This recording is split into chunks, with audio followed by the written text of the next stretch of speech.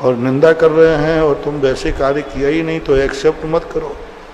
अपने अंदर के ऊपर है, दुनिया क्या कर रही है हमें उससे कोई लेना नहीं। दुनिया प्रशंसा करे निंदा करे वो दुनिया का काम है, हमें अपनी फीलिंग बदलना चाहिए कि आपको फीलिंग क्या हो रही है। ऐसा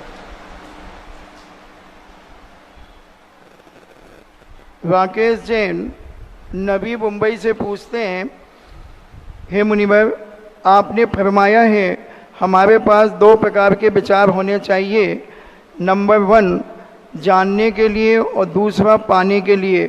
तो मेरा ये सवाल है कि वस्तु को जाना कैसे जाता है?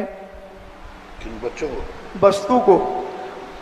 वस्तु को जाना जाता है वस्तु के स्वरूप को। प्रत्येक वस्तु आर्थिक क्रिया युक्त होती है, तो हम वस्तु के द्रव्य गुण पर्यायों को जाने, उनकी अर्थ क्रिया जाने। यह वस्तु कैसी है, किसके लिए है, क्यों है। हवाएं चलती हैं, क्यों चलती हैं, किस लिए चलती हैं। अभी तूफान आते हैं, अपन को बड़ा गुस्सा आता है, अरे भाई बड़ा तूफान आया, पंडाल उड़ा के ले गया, तो बंद करवा दूं। तुम्हारा पंडाल ना उड़ जाए इसलिए तूफान रुकवा दूं। ध्यान रखना, फिर बरसात, प्रकृति कहती बरसात नहीं आएगी। अब जो तूफान तुम्हारे पंडाल को उड़ा रहा है वही तूफान तुम्हारे लिए बरसात ला रहा है, उसके बिना बरसात आएगी नहीं। तो हमें ये देखना चाहिए कि हमें कष्ट हो रहा है, लेकिन वस्तुतः यही तूफान कितनों को सुख देगा, बरसात आएगी। तो दुनिया क्या होती है, अपनी दृष्टि से दुनिया को देखती है। कुम्हार कहता है कि मैंने एक दादाजी थे, उनकी 2 बेटियां थी। एक बेटी वहाँ बुआई जो मिट्टी के बर्तन बनाता था, एक बेटी बुआई जिसके यहाँ बगीचा था। दोनों के यहाँ वो पहुँचा तो एक बेटी कहती, पिताजी आप बहुत धर्मात्मा हैं, भगवान के पास आपकी पहुँच है, बस प्रार्थना करो ये 2-3 दिन पानी नहीं बरसे, नहीं तो ये सारे मिट्टी के बर्तन खत्म हो जाएंगे और हम भूखे मर जाएंगे। उसने कहा बेटी कर देंगे। बाप बेटी को कर देता है। शाम को दूसरी बेटी के पास पहुंचा, बोले पिताजी आप धर्मात्मा हो, भगवान तक आपकी पहुंच है, आप प्रार्थना करो आजकल में पानी बरस जाए, नहीं तो हमारी ये सारी बगिया छूट जाएगी, सूख जाएगी, हम क्या खाएंगे पिए। अब पिताजी क्या करें, एक बेटी के बर्तन और दोनों की बेटियां हैं, अब पिताजी क्या करें। अब हर व्यक्ति अपनी दृष्टिकोण से पिताजी को मोड़ना चाह रहा है।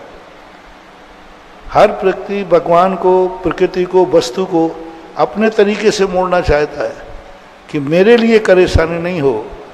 लेकिन उस परिस्थिति से हमें देखना है कि सारे जगत का क्या है। सांप को हम अपनी दृष्टि से देखते हैं कि काट लेगा तो हम मर जाएंगे, लेकिन कभी सांप की दृष्टि से देखो कि जहर उसकी जिंदगी के लिए वरदान है। तो हमारा जैन दर्शन यही कहता है वस्तु स्वरूप जानो, वस्तु को ही नहीं जानना, वस्तु को जानो, वस्तु के स्वरूप को जानो और फिर उसको बदल दो। सांप की अपेक्षा से सांप का जहर ठीक है, लेकिन मुझे हानिकारक है, मुझे बचना चाहिए। तो सांप को मारने की अपेक्षा सांप से हम बचेंगे तो सांप की भी जिंदगी जी जाएंगे और हम अपनी जिंदगी भी जी लेंगे।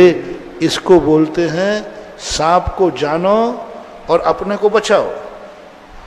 सांप को जानो और सांप को मारो मत, सांप को जानो और अपने को बचाओ, यही सिद्धांत।